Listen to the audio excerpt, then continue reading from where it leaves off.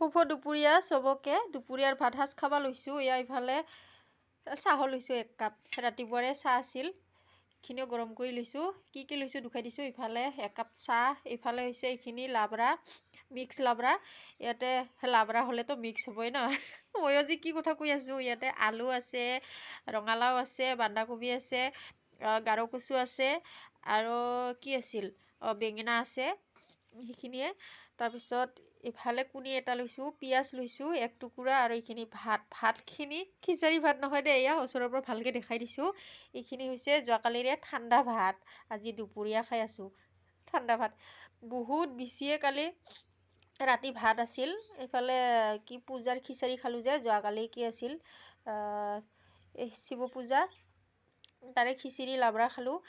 তাৰপিছত আৰু ৰাতি ভাত খোৱা নহ'ল ঘৰত, তাকে এতিয়া এইখিনি ধুনীয়া কৰি ভাজি লৈছোঁ তেলত। ফ্ৰাইড ৰাইচ কয় যে, মই ধুনীয়া কৰি ভাজি লৈছোঁ তাকে, পিঁয়াজ চিয়াজ দি জ্বালা তালা দি।